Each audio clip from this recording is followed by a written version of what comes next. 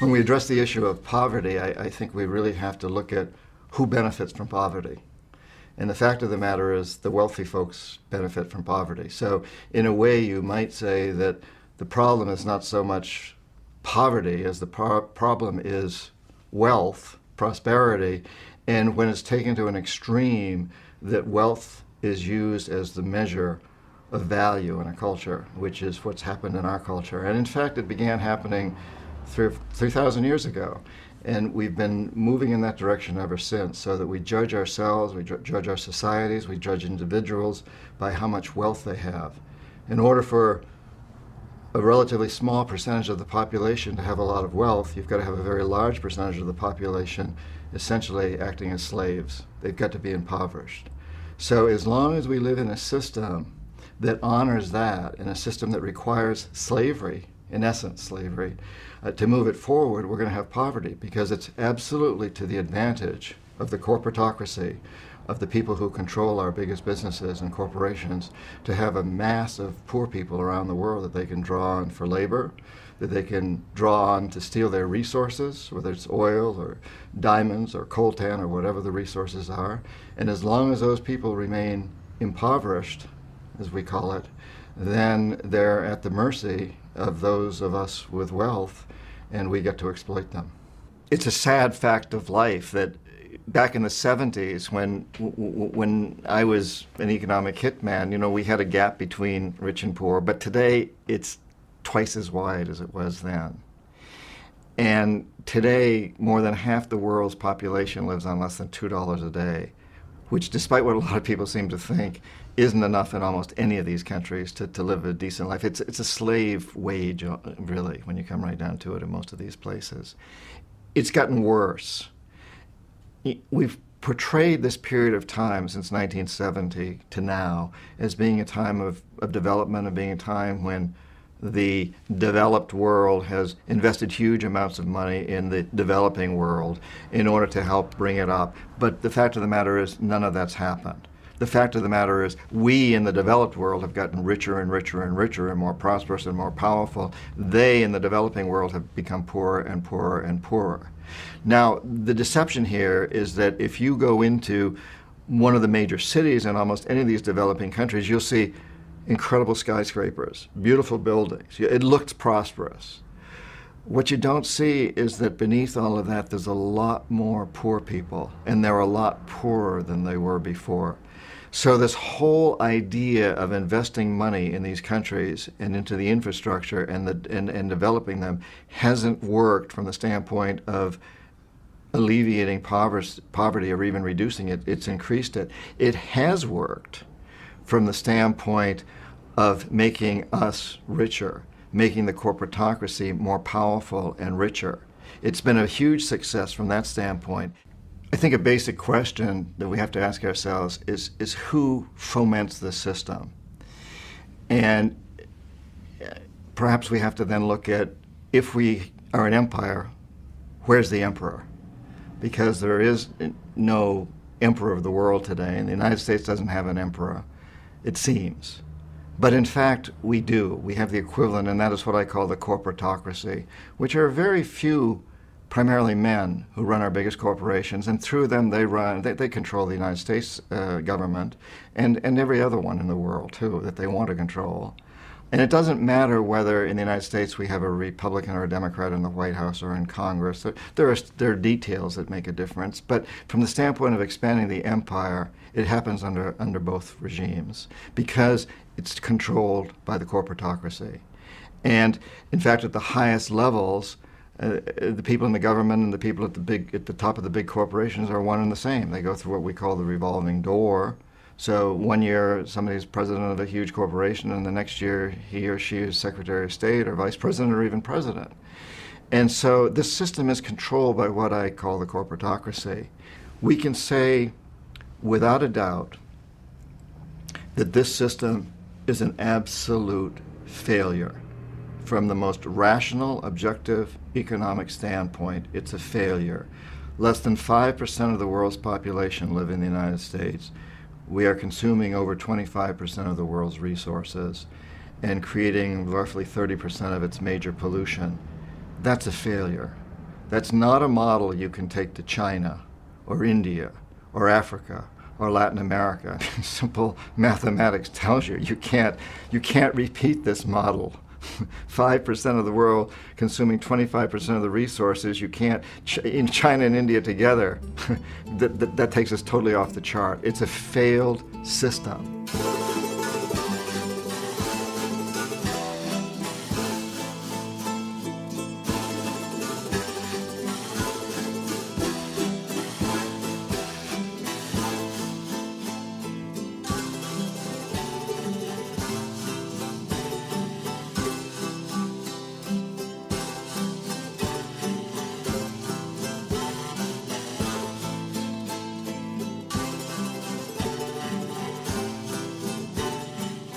From a historical perspective, it's an interesting evolution. So for several thousand years, we had the idea of empires, kind of an accepted idea, and it's a romanticized idea. You know, the great empires of history that were not only building empires but spreading civilization, and that was the concept. And certainly, the Spanish, the Portuguese, the French, the English, the Germans, the Dutch, as they spread their empires back in the time of the great discoveries and explorations that we call it, it was very obvious that they were spreading empires. There was no secret here. If you send your young men and sometimes women off to conquer other lands, everybody knows you're doing it, and it was accepted. It was accepted partly because these were small countries with very few resources internally, and the way for them to become rich was to go out and exploit others, labor and resources. And the other thing that was justified was it was done in the name of religion. It was done in the name of culture, of civilization. We want to civilize the heathens. And so there was all this theory built up around it, but it was out in the open. Everybody knew that it was happening. And then during the time between the two world wars and the time of Hitler, and during this period, the idea of imperialism and the idea of colonialism began to take on a dark quality. And when we emerged from World War II, we created the World Bank and eventually the IMF and the United Nations, and the idea was that we're going to create a different kind of a world. But as we came out of that period, we in the Western countries, led by the United States, I think, saw the new enemy as being communism, the Soviet Union. And so we created these institutions like the World Bank and to reconstruct a devastated Europe. Very good principles behind the mission statement of these organizations, if it would still hold today. But very quickly, they began to channel their resources into convincing the world, and particularly developing countries, not to go with the Soviet Union, to convincing the world that our system of imperialistic capitalism was better than the Soviet system. So in order to do this, these institutions became very friendly with, they developed very cozy relationships with the corporatocracy, with the big corporations. And this became stronger and stronger during the 50s and the 60s, and the corporations became stronger and stronger. At the same time, we launched the corporations launched huge campaigns to convince the public that what's good for business is good for America and the world, and that really the American dream was to create a few very rich people, that was part of the American dream. And greed began to be taught in business schools, and it pervades boardrooms today. That's the objective, make a few people very, very rich. And so the system began to evolve, but at the same time we had this aversion to colonialism, to empire, to imperialism. We said we had an aversion. We didn't like what Hitler had done. We began to look back and say, well, what those conquistadores did, and the British and the French and everybody else, that wasn't good. But in fact, we were still living in that system. So it started in Iran when Mossadegh was elected democratically as president of Iran in the early 50s, and he began to nationalize oil companies, and we didn't like that. So we decided we had to get rid of him, and we sent in a CIA agent, Kermit Roosevelt, Teddy Roosevelt's grandson, and he was extremely successful at getting rid of this democratically elected president of Iran and replacing him with a terrible dictator, the Shah. But he did it very quietly. He did it with a few $1,000,000 and without much violence and without the risk of war with the Soviet Union. And at that point, we feared nuclear war with the Soviet Union. And so this sent a really strong message. This works. This is the new way to build empire. Use economic hitmen. Kermit Roosevelt was, in essence, the first economic hitman. He was also a jackal. He was the two combined. But he was a CIA agent, a card-carrying government employee. And so very quickly we realized that that's no good. What if he'd been caught? And we would have looked pretty bad. So we developed a new class of people, which were like me. We work for private companies, consulting firms, whatever, and we're economic hitmen. In essence, we work for the corporatocracy, the government, but we're not paid directly by them. We're paid by a consulting firm.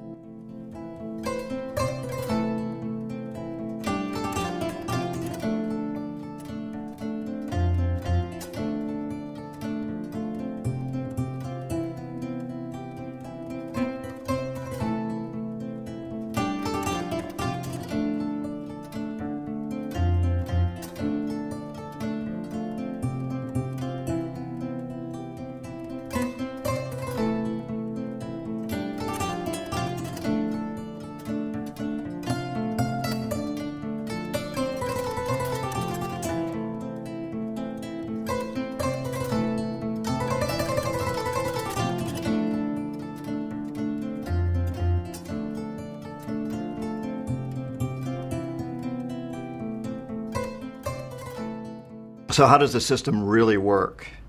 You know, we economic hitmen have many vehicles to make this happen, but perhaps the most common one is that we will identify a country, usually a developing country, that has resources we covet, our corporations covet, like oil. And then we arrange a huge loan to that country from the World Bank or one of its sister organizations. Now, most everybody in our country believes that that loan is going to help poor people. It isn't. Most of the money never goes to the country. In fact, it goes to our own corporations. It goes to the Bechtels and the Halliburtons and the ones we all hear about, usually led by engineering firms, but a lot of other companies are brought in. And they make fortunes off building big infrastructure projects in that country. Power plants, industrial parks, ports, those types of things. Things that don't benefit the poor people at all. They're not connected to the electrical grid. They don't get the jobs in the industrial parks because they're not educated enough. But they, as a class, are left holding a huge debt. The country goes deep into debt in order to make this happen. And a few of its wealthy people get very rich in the process. They own the big industries that do benefit from the ports and the highways and the industrial parks and the electricity. The country's left holding this huge debt that it can't possibly repay. So at some point, we economic hitmen go back in and we say, you know, you can't pay your debts. You owe us a pound of flesh. You owe us a big favor. So sell your oil real cheap to our oil companies, or vote with us on the next critical United Nations vote, or send troops in support of ours to someplace in the world like Iraq.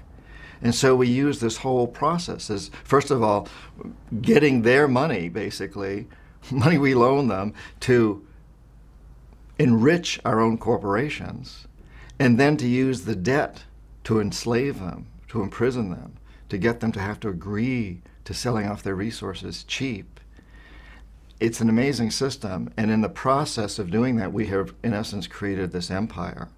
And we've done it without the military, without most citizens knowing that it ever happened. In fact, most citizens believing we've done a great thing. We've spent billions of dollars on building an electrical system, industrial parks, and so on and so forth. We've given this country a huge gift. And the truth of the matter is exactly the opposite of that. We've given this country, we've put this country in a terrible, terrible situation, a terrible predicament.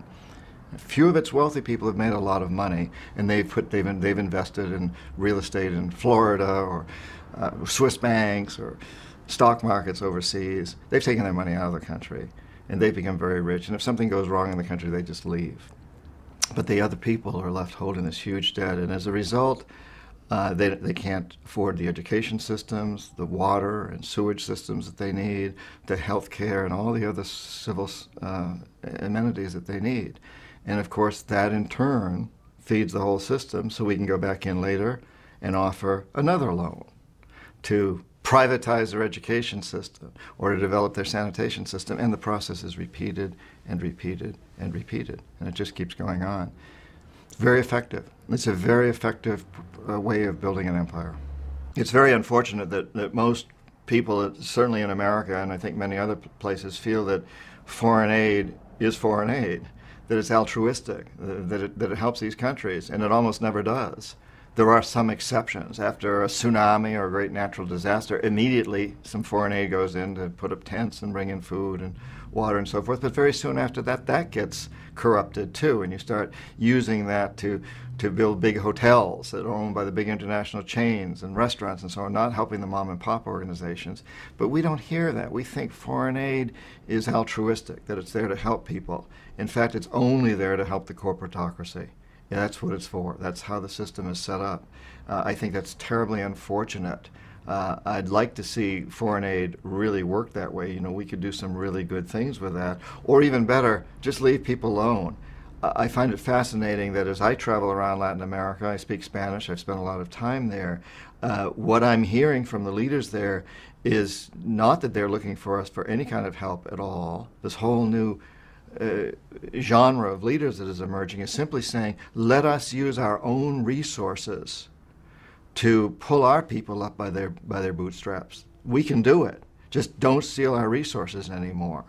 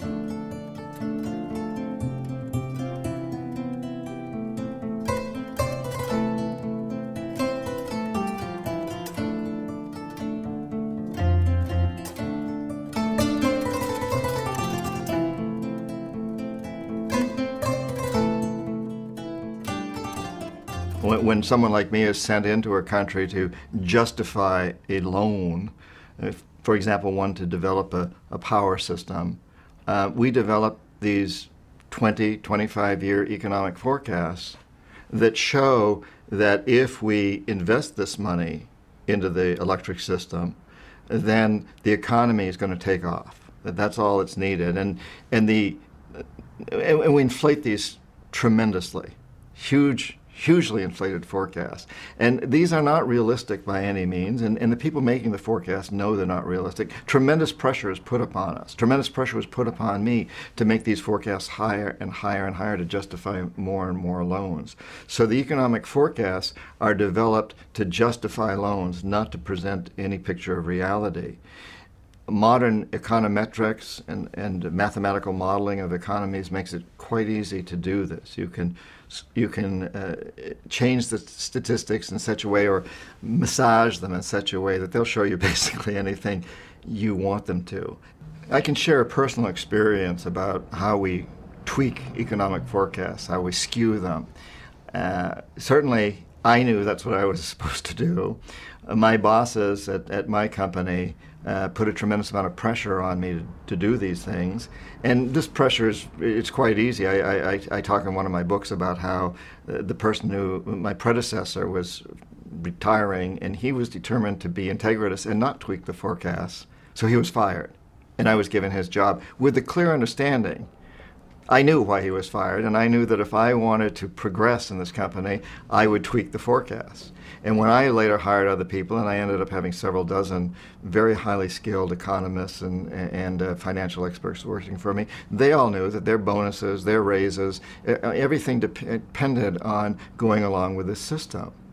Now, when we take these forecasts to the World Bank or the Inter-American Development Bank or the Asian Development Bank or any of these other organizations, there are people in that organization that are supposed to catch this. If we're being non-integritous, if we're tweaking forecasts, there are specialists there that are supposed to review this. And my experience was that some of these guys really are integritous. They wanted to punch holes in my forecast. And I would often have to stand before a board or a committee at the banks and defend my forecast, and they would pick holes in them. Some of these people who were quite junior really saw through what I was doing. But I always knew that above those people, their bosses knew exactly what was going on, and they were determined that the country that I was doing this forecast for was going to get that loan, that this was going to move forward. So it was a charade. But sometimes we would spend several months before these committees justifying, arguing, debating, and going back and tweaking some more and writing more reports. And it was almost like appearing before a court of law. You know, it was like two lawyers opposing each other, and we'd have our teams and we would set them up. So within the bank itself, there were experts, there were econometricians, economists who were quite integritous, and they saw through what we were doing, but they never won, ultimately, because their bosses were on my side, although it was never that obvious, but we always won, ultimately. This isn't a mistake when these things that happen of building debt in these countries that can't repay it is not a mistake. It's a policy. It's well known. Everybody knows it's going on. And I do want to make it very clear that within organizations like the World Bank and many of these corporations, there's some very, very good people and conscientious people and hardworking people. And it can be easy for them to convince themselves that they're doing a good thing. I found it easy to convince myself. And what I did was not illegal as an economic hitman. It should be illegal, but it isn't. You know, if I were to lend somebody, if I'm a banker and I lend somebody a lot of money knowing they can't repay it because I want to get a favor from them later, that's illegal. But when I do it on a national level or through the World Bank, it's not illegal. And I knew, as a lot of these other people do, deep in my heart that what I was doing was wrong, but it's so easy to justify because it's taught in our business schools, it's taught in our law schools that this is the way to make development happen. Investing in infrastructure is the way to make development happen. And the statistics can show that it works. They can show that gross national product, that the overall economy improves. But the fact is that in most of these countries, only a very few people benefit from the overall economy. Everybody else is outside that economy. They're living subsistence lives, or they're living lives that basically aren't part of that economy. And so it's easy for people at the World Bank or others to look at what they're doing and say, this is a good thing. It's easy for people at Nike, for example, to say these sweatshops in Indonesia are making people's lives better, even though if they really go over there and look at the people, they know their lives are getting worse. But they can say, well, we're going to improve. There's always that thing that's held out, that we can do it better, that we're doing something good. But deep in our hearts, anybody who's really looking at this, anybody that really watches what's going on, deep in that person's heart, as in mine, we know it's wrong. And yet, the other aspect is that we're living a good life. I get paid a good salary. These people at the bank, at the World Bank, at Nike, everywhere else, they're getting good salaries. They're able to give their kids good educations. Their families are happy with the materialism and so forth. So you've got these two factors working. They're prospering, and philosophically, they can justify it. I was invited to speak at Harvard and other schools about what I was doing, and I was patted on the back for this. So it's easy to justify it. But when you really look beneath the surface, you know that what you're doing is wrong. And I think therein lies part of the solution, because human beings really want to take care of the future and future generations, I think, deep in their hearts. And so if we force people to really see that what we're doing is wrong and ultimately destructive for our progeny, then we will be able to get people to change. And recently, there's been a lot of talk about debt forgiveness. 18 countries were singled out as ones that were in line to have their debt forgiven. I wish that would happen. I'm totally for debt forgiveness, but it has to be unconditional. And unfortunately, none of this is unconditional. So what it turns out is this round of debt forgiveness that's been proposed is an incredible subterfuge. It's one of the best economic hitman tricks I've heard to date. So that each one of these 18 countries then will have to agree to conditionalities that benefit the corporatocracy. Things like privatizing. That's a big one, that they have to privatize. And another one is that they will not be able to ship out products or raw materials that threaten ours, such as some agricultural goods, that they will have to accept restrictions on what they can sell to the United States and the G8 countries. And on the other hand, they will have to accept our restrictions. And so it's this very, very rigged system. And the world hears, oh, debt forgiveness. And celebrities go out and talk about debt forgiveness, and they're being exploited too. And we all say, oh, isn't it wonderful? We're being so generous. We're going to forgive all this debt. We've given all these countries all this money. Now we're going to tell them they don't have to pay it back. The fact of the matter is we've asked for something much worse. They would be so much better off never to have had the debt, of course, or to just pay it off.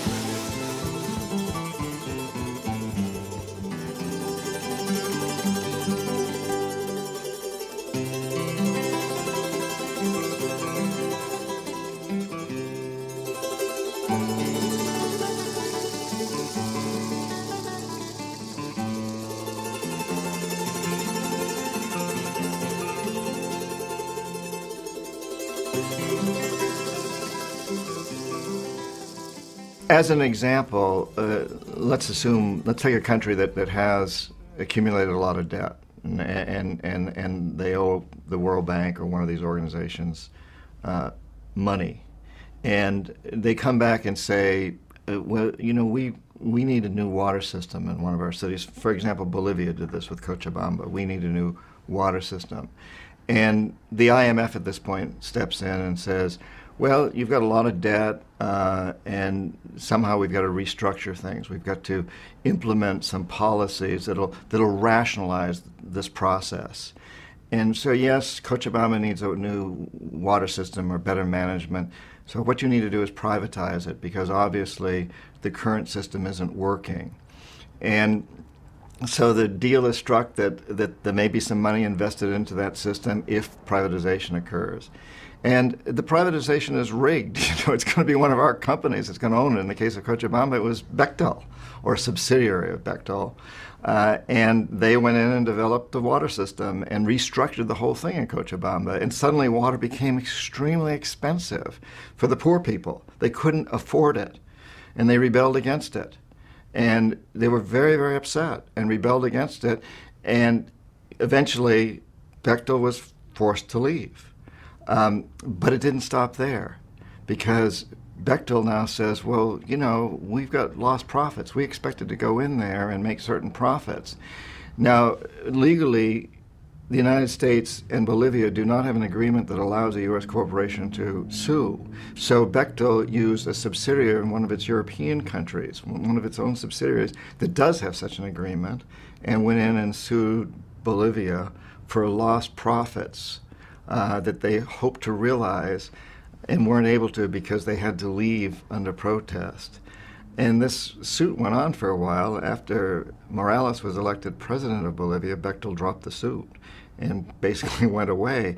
But I think that example tells an awful lot, because we set this thing up so that we put a country deep into debt. They come and look for something more. They need water, they need sewage, they need all kinds of things like this for the poor people. And the IMF then steps in and sets the guidelines. and it sets what it calls conditionalities. And one of the conditionalities in this case, and in many, is to privatize, to turn the thing over to one of our companies. And that just perpetuates the system. And in the case of Bolivia, the Bolivians rebelled. And they elected a president who then was a real threat to the corporatocracy, and so Bechtel dropped the suit. If somebody else had been elected president of Bolivia, Bechtel, I'm sure, would have stayed in there with their lawsuit and probably would have eventually won it and gotten paid damages by Bolivia, but it didn't happen that way. And that goes on and on and on in country after country after country. If we don't like what a democratically elected leader of another country is doing, for example, opposing the exploitation of oil in his country, as Chavez is doing in Venezuela, or the exploitation of gas or water, as Morales is doing in Bolivia, then we try to corrupt people into changing that and going back to the old system. And we try to corrupt those particular officials. So in the case of South America, in recent elections, 7 countries representing over 80% of South American population elected presidents that ran on an anti-corporatocracy platform. Now, these presidents did not run on an anti-American or anti-European policy. If I, as an American, go to any one of these countries, I'll be embraced with open arms. And they love our principles. They love our Declaration of Independence, but they hate having their resources exploited by us. That's what they ran against, the corporatocracy. And once these presidents were elected, someone who looks like me, I had the job at one time, will walk into that president's office, speaks the language, speaks Spanish, whatever, Portuguese, walks into the office and says, "Congratulations, Mr. President," or in the case of Chile, Ms. President. And now I just want to remind you that I can make you and your family very, very rich if you play my game, our game. Or I can see to it that you're thrown out of office or assassinated if you decide to fulfill your campaign promises. And usually it's said a little more subtly than that because there may be a tape recorder listening. But they get the message because every one of those presidents knows what happened to Arbenz of Guatemala and Allende of Chile and Roldos of Ecuador and Lumumba of the Congo and Torrijos and on and on. The list is very long of presidents that we have had thrown out or assassinated. There's no question about that. And they all know this. So we perpetuate the system that way. Here you offer from this pocket, you offer a few $100 million, corruption. Or from this pocket, you offer subversives, jackals, to go in and overthrow the government or assassinate the president. And if I'm in that position, if I'm that president, and even if I'm very integritous and I really believe in what I'm going to do, what I've said, what am I going to do? Because I know that they can do this. So I'm very tempted to accept the corruption because if I don't, I'm going to be taken out.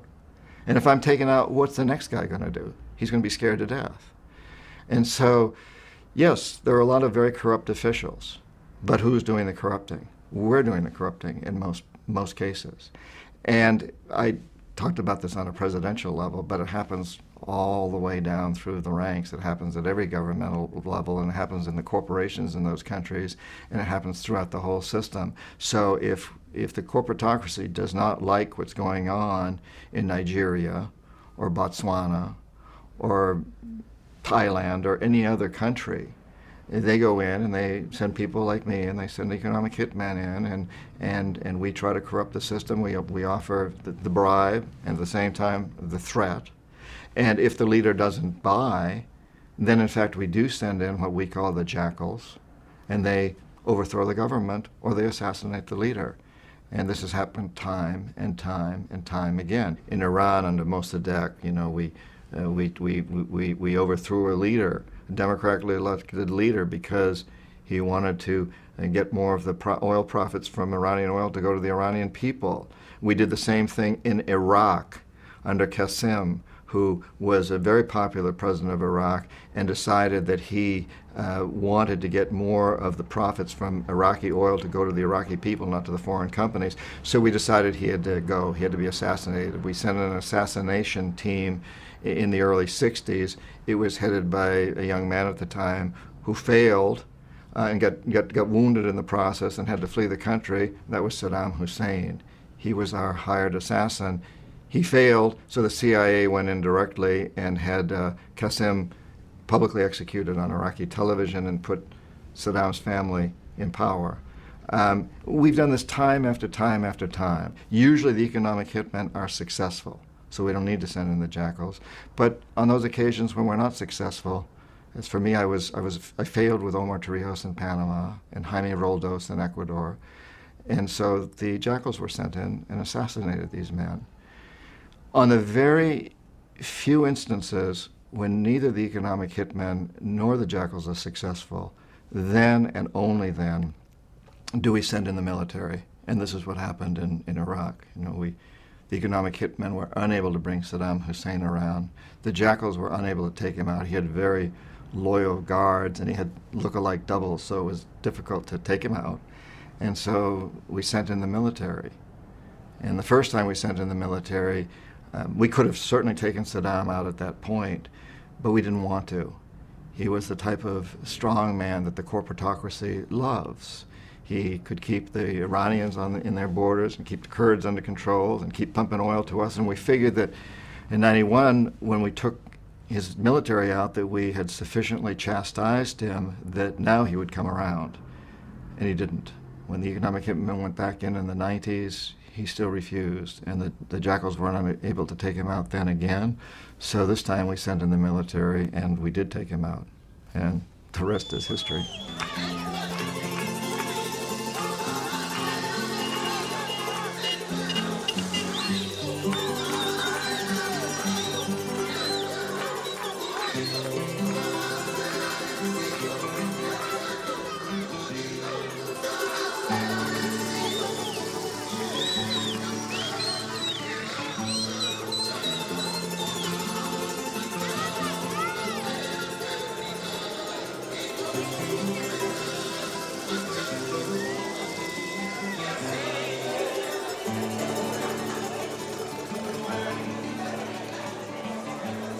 This whole question of immigration is a fascinating one. I speak Spanish, and I often go out and talk with Guatemalans or Colombians or Mexicans or people who are here mowing our lawns and picking our fruits and vegetables. These immigrants, many of them are illegal. We're trying to build a fence now to stop them. I have never spoken to one of them who wants to be in this country. They all want to be back in their countries. And these are beautiful countries. Mexico's a beautiful country. Bolivia's a beautiful country. Guatemala. They want to be back there with their families. They can't afford to be. There are no jobs for them there. And that's to a large degree because of the system that we've created, what we call the fair trade systems, the NAFTAs and all these systems that we've created that are exploiting these countries terribly. They don't have the jobs there. So they come here so they can make money, and they send a great deal of that money back to their families back there. They're not enjoying themselves in this country. They're working very, very hard, and they're performing tasks that most of us don't want to perform. And this is terribly sad. So once again, the solution to the immigration problem, and it can be a problem, yes, it can hurt our workers here. I totally sympathize with people here that feel threatened by this. But the solution is not building a fence. It's not trying to keep the people physically out. It's to allow them to create the conditions in their country that will allow them to live there. These countries have great resources. That's why we're exploiting them. We need to create a world where they can work with their own resources in their own countries. That's where they want to be, and they've got the resources. But the opposite has happened. We've created a situation where they can't find work in those countries, where we've mechanized things, where we've done it our way, a very different way, where we're exploiting them. We need to reverse that and to recognize that a fence isn't going to solve the problem, and immigration laws aren't going to solve the problem. The problem is solved not with Band-Aids like those, but by going to the root cause. This planet is hemorrhaging badly, environmentally and socially. People are hemorrhaging badly, and we may need a few Band-Aids in the interim to kind of stop the bleeding. But ultimately, we've got to go to the root cause of the wound. Where is this disease coming from? Where is this injury coming from? What's the problem? And in almost every case today, the problem is the system we've created. It is the empire. It's what the corporatocracy has created. It's what I, as an economic hitman, created and am having to live with now.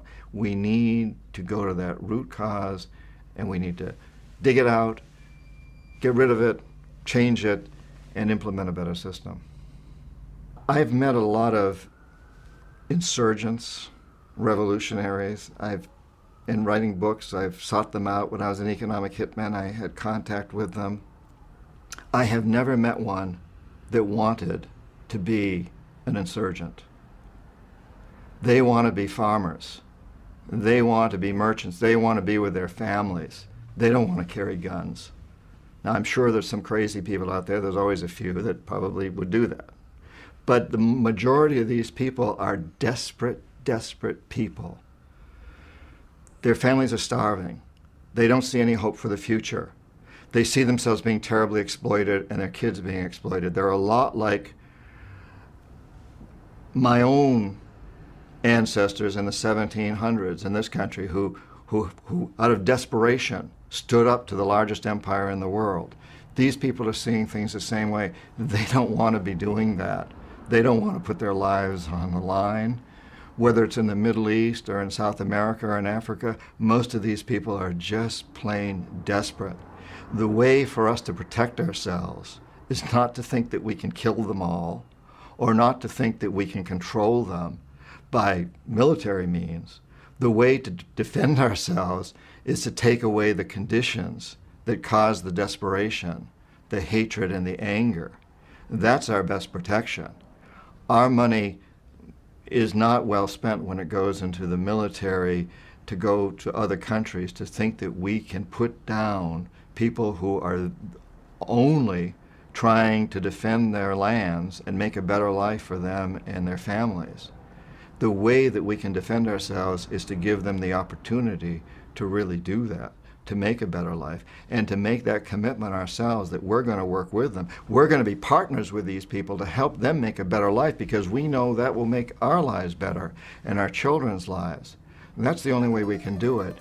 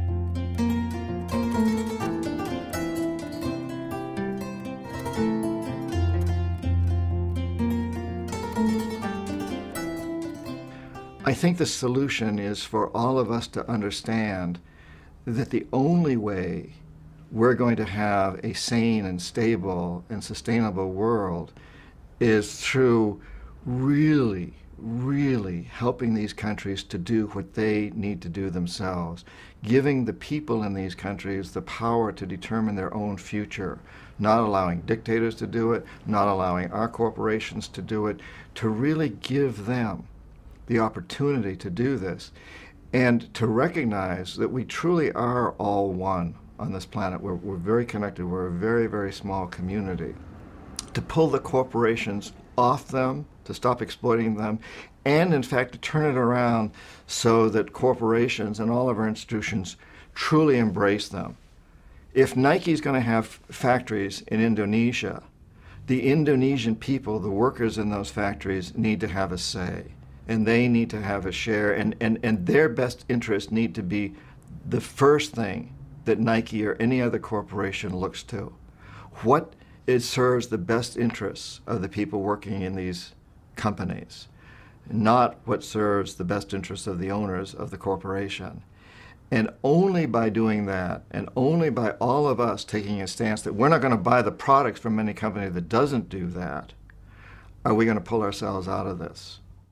I think that one of the exciting things right now is that a country like the United States, that really is the leader of the modern empire. We are the modern empire, and we've got a lot of allies throughout Europe and Japan and many other places. But we are sort of like the coach of the team and the captain of the team.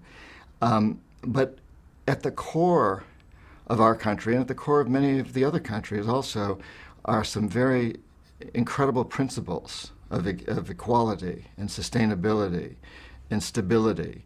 You know, in the American Declaration of Independence, we talk about government for the people, of the people, by the people, the right to life, liberty, and the pursuit of happiness. And that's a value system that's very different from the one that created the division between wealth and poverty. And so this has been defined for us. And in a way, we've all bought into it. The world loves these ideas.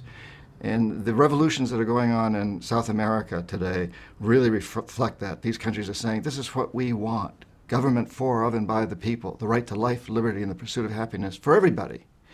And so I think we've reached a time now where we know a couple of things. We know, A, that we've created a global empire. And that's not a good thing, but in the process of doing that, we've created systems of communication so that we can reach everybody on the planet. And B, we've created resources that make it possible to be in a situation where nobody needs to starve. 24,000 people die every single day from hunger and hunger-related diseases, at least 24,000. And that doesn't need to happen. We have plenty of resources, so that shouldn't happen. It happens because of the system we've created. But we know we're now at a time when we have resources that can stop that. And we have the networks around the world to make it happen so that this doesn't have to happen, that this doesn't have to occur. And the third thing that's happened is we realize that we live on a very small planet. We are one community. And certainly, if we didn't already know it, 9/11 taught us that. The conquistadores never had to worry about the Incas attacking Madrid. And the French and British never had to worry about their Asian or African colonies attacking Paris or London. We know today that we're very, very vulnerable to people in Afghanistan or wherever they happen to be. Our cities are vulnerable. We live on a very small planet. I know that my daughter, who's 24, and her children are not going to have a stable, sustainable, and sane world unless every child born in Ethiopia and Indonesia and Bolivia also has that expectation. This is a very small community. So we've got these three elements at play right now. We've created a global empire, and we have all the resources, including communications networks, that we need to alleviate suffering, to narrow the gap between rich and poor. And we know that we live on a very small planet, in a very small community, and that we must create a new world. We must, for the survival of our future generations. To me, that gives us great hope that we finally have arrived at a time where we can realize the ideals expressed by the Declaration of Independence in the United States and by many other sacred documents that were actually started in France and England and other parts of Europe and Asia, that all came together to form the philosophy behind this new approach to living that evolved in the 1700s. And we're now reaching a time where I think we can see that this has to be brought in on a global level. So I find this to be very, very exciting that we can break this pattern that may be, it's at least 3,000 years old, it may be older, and now is the time to break that pattern. I also find as I travel around the world that there's a tremendous outcry to do this. People really want to do it. We've seen it very strongly in South America, and we're increasingly seeing it in Europe and the United States, and certainly the Middle East. A lot of what's going on in the Middle East is an expression of this, although that doesn't usually make the mainstream media. But so much of what's going on in the Middle East is an expression of this demand that we reduce this gap, that we change the paradigm, that we do get rid of poverty. And in fact, we get rid of the idea of wealth that creates the idea of poverty. So I look forward to this period as a young person growing up in New Hampshire. I come from 300 years of Yankees in New Hampshire and who fought in the American Revolution. My family was very involved in these things. And I used to think, when I was a kid, I used to wish that I had been born in the 1700s so I could have been part of the American Revolution. What I know now is I think that this is even a more exciting and important time in history because we have the opportunity to implement these ideas on a truly global level.